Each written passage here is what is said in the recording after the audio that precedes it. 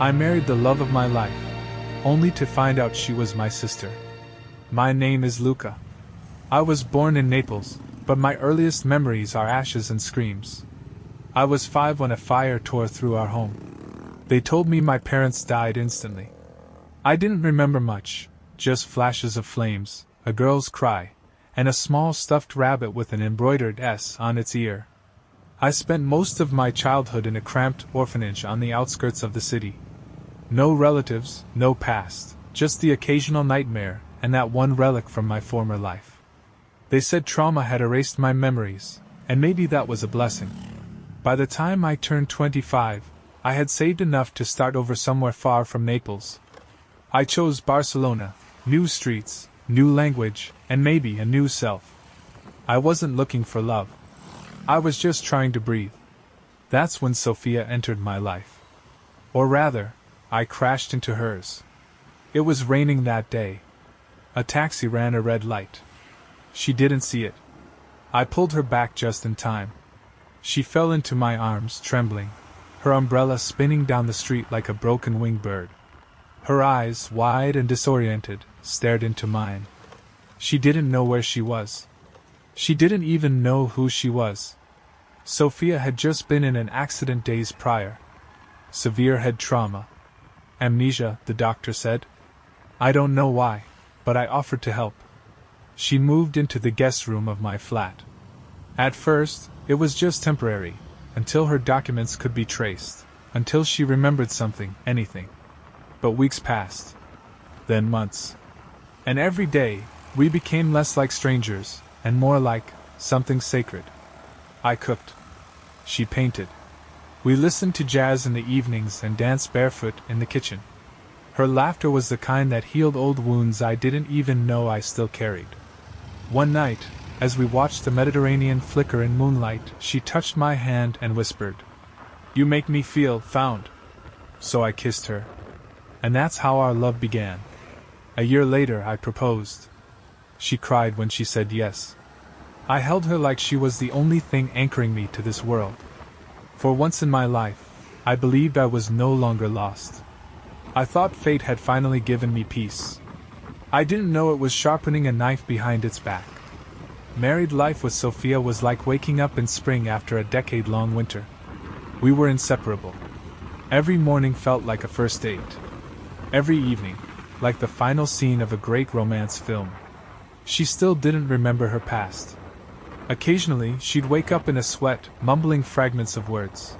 "Fire, Mama! Luca!" But when I asked, she'd shake her head. "It's like trying to hold smoke," she said. "It's there, but I can't keep it." It haunted me, but I never pressed. Instead, I gave her the present. Quiet breakfasts on our terrace. Weekend trips up the coast. She began painting again. Wild, vivid canvases filled with flickers of light and shadow, as if her hands remembered something her mind couldn't. A year after our wedding, she told me she was pregnant. I didn't cry. I froze. Not from fear, but from something deeper. Like a seed inside me had been waiting for this moment to bloom. "I want to name her after someone from your family," she said. I laughed, a bit too hard. I don't even know if I had a family. That night, I found myself digging through the old box I hadn't opened in years.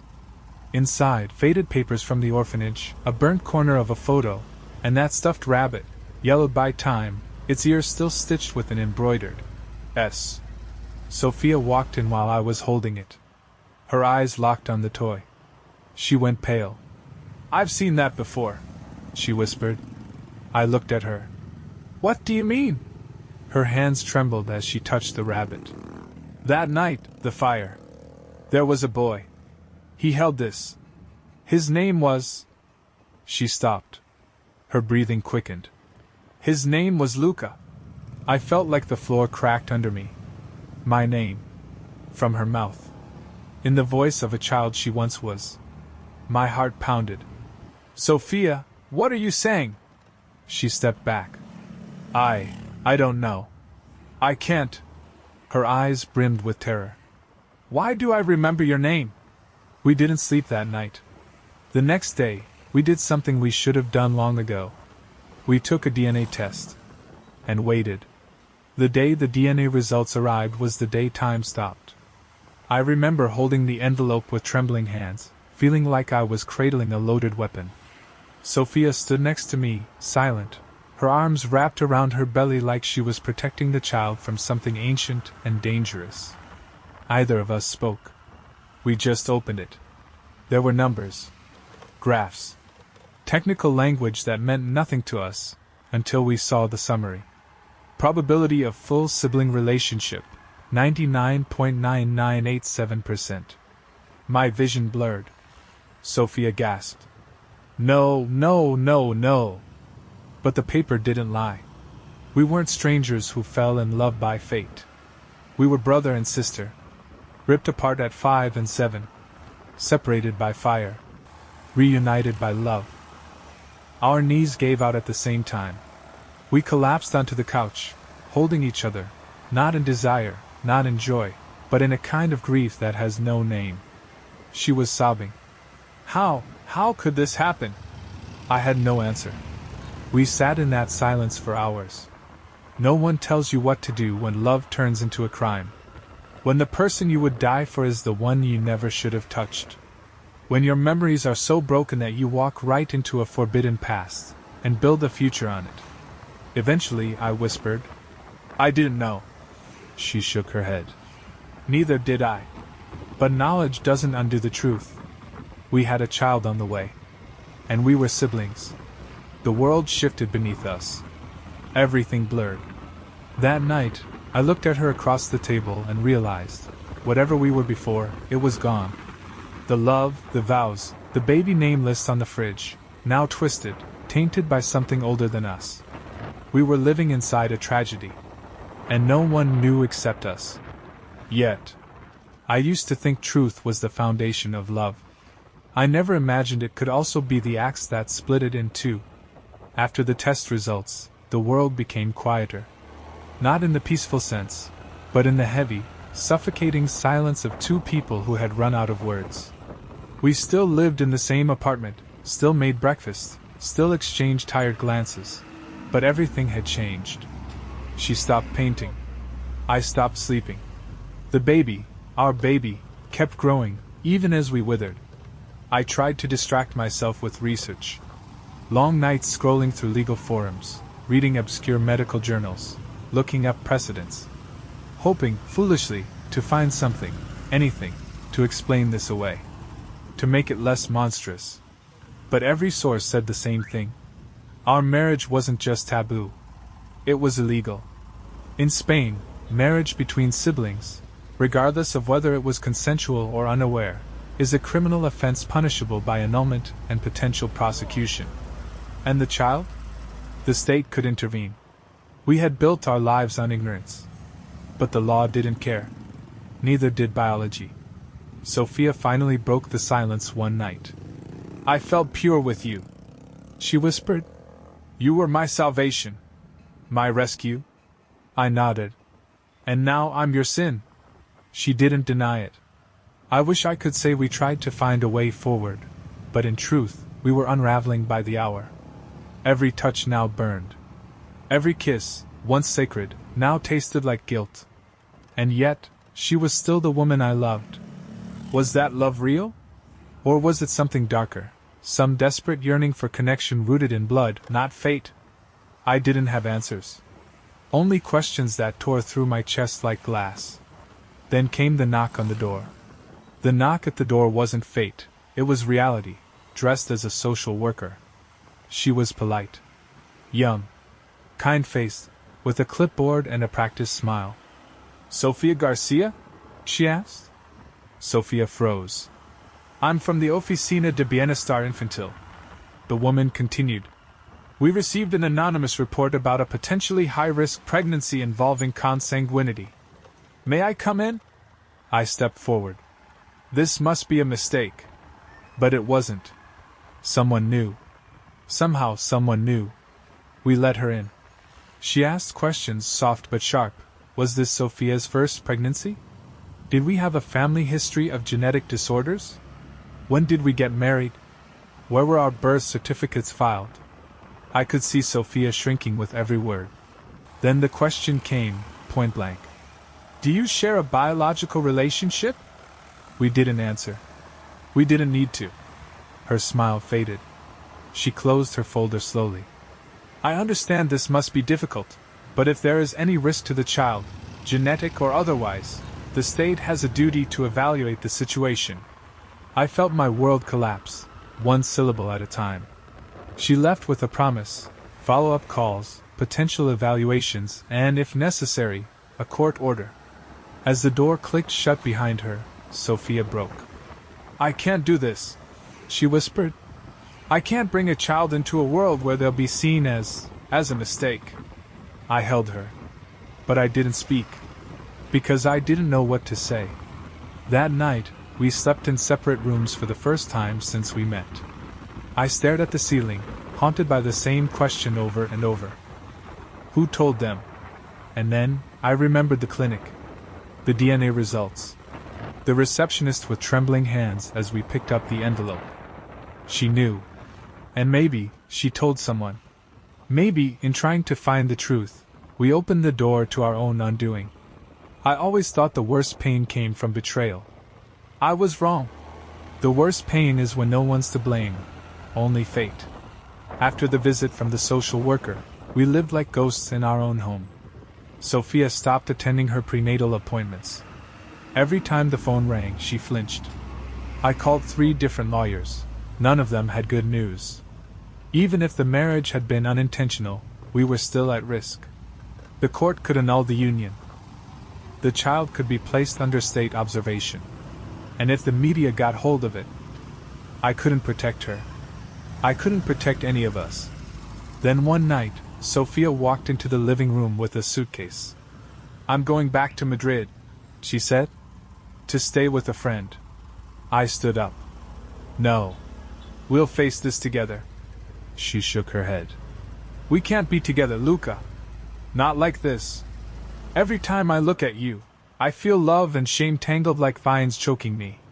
You think I don't feel that too? I snapped. My voice cracked in the middle. I know you do, she said softer now. But that doesn't make it right. I took a step closer. She stepped back. This isn't about what we feel anymore. It's about the child. She deserves a life free of scandal, free of headlines, free of us. Tears welled in her eyes, but she kept speaking. You were my safety, my second chance.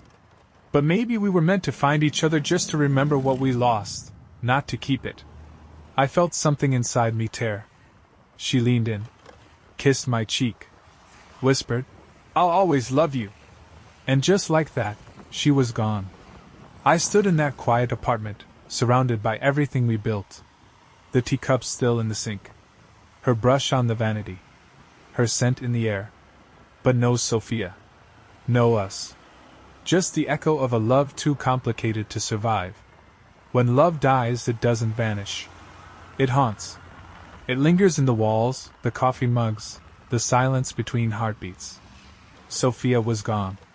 And I was a man with no name again.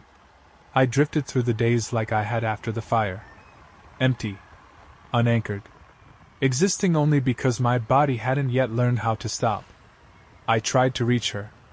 Texts. Emails. Letters. All unanswered.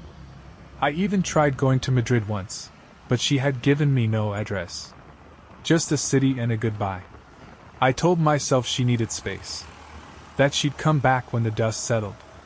Then, 3 months later, I received a letter. A Madrid postmark. Familiar handwriting. Inside, 1 photo, 1 ultrasound, and 1 page. She's healthy. The doctors say there are no anomalies. I named her Lucia. I thought you'd like that. I still dream of the fire. But now, sometimes, I see your hand pulling me from it. And I wake up less afraid. Asterisk. That was all. No return address. No invitation to respond. Just a name. Lucia.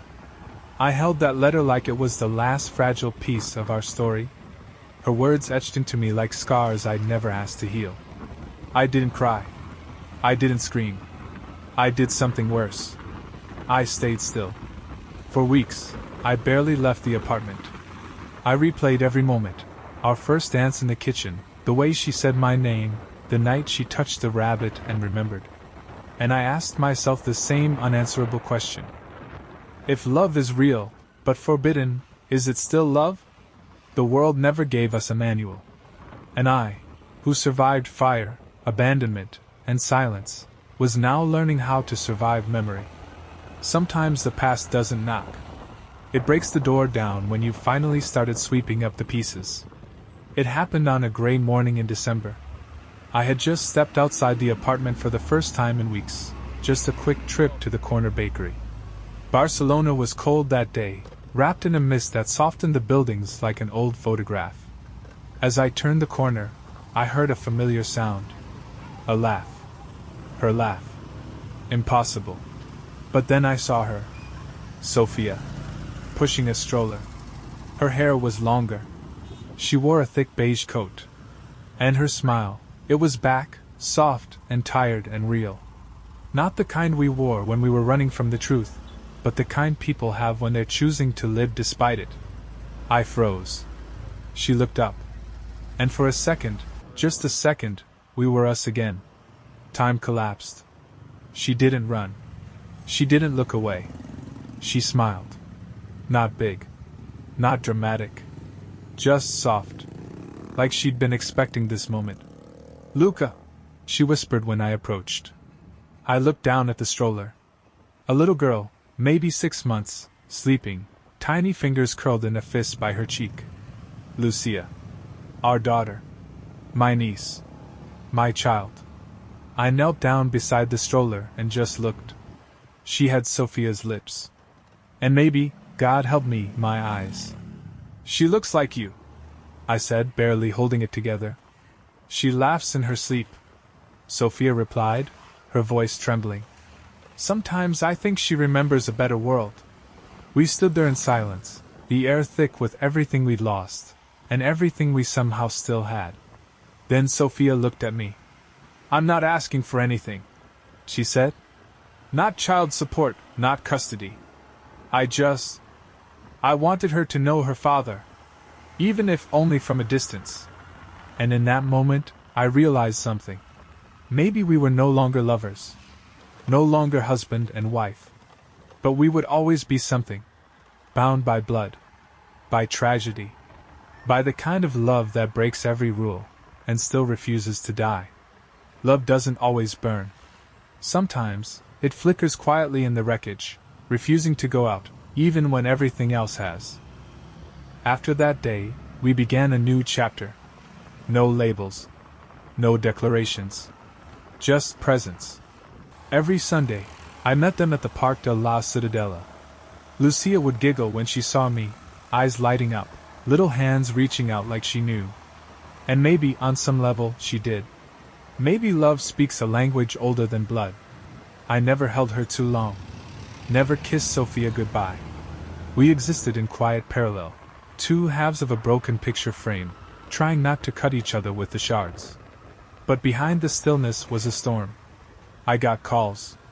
From an anonymous number. Whispered threats.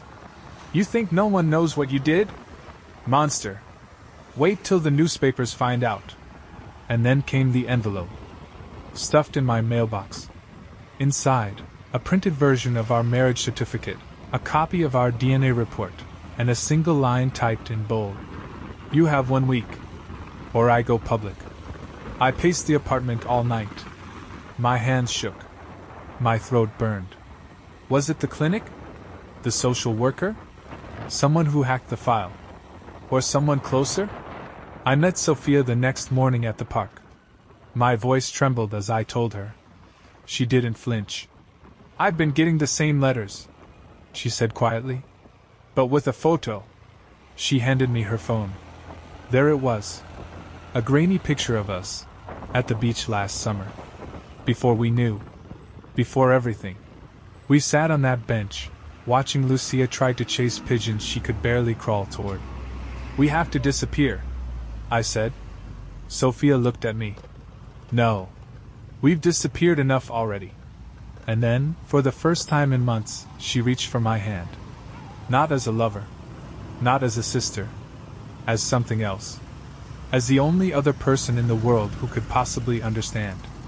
And just then, Lucia turned and laughed, loud, joyful, free, unaware that her very existence had become a question mark no one could answer. But she didn't need answers. Not yet. She just needed us. Some endings don't come with closure. Only with choices. And the echo of what could never be. We had 7 days.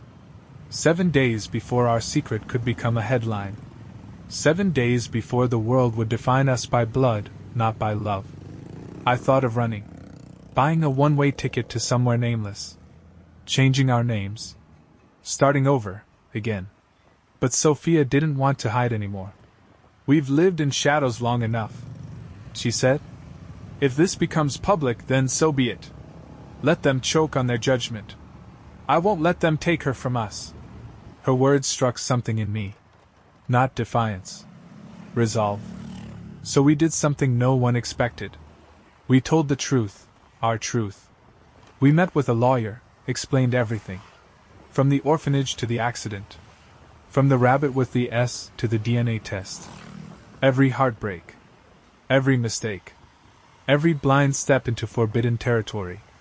And he listened. And then said something I'll never forget. You didn't commit a crime. You walked into a past someone else burned. And somehow, you found each other again. The law can annul the marriage. But it cannot unwrite what happened. He arranged the annulment quietly. No court appearances. No press. The letters stopped. Whoever threatened us, maybe they realized silence was more painful than scandal. Maybe they were scared we stopped being afraid. Our story never became viral. Never became a tabloid headline. But we still lived with the weight. And over time, it became lighter. Sophia and I live separately now. She's raising Lucia with grace I can only admire. I see them often. Birthdays. Sundays. Random afternoons when the air smells like the past and the present at the same time. We never tried to undo what we felt. But we did choose what to become. I'm not her husband anymore. I'm not just her brother either. I'm something else. And when Lucia runs into my arms, shouting, "Papa!" in the middle of the park, I stop wondering what we were. Because I know who I am now. I am the man who pulled her mother out of the fire. And I will never let either of them burn again.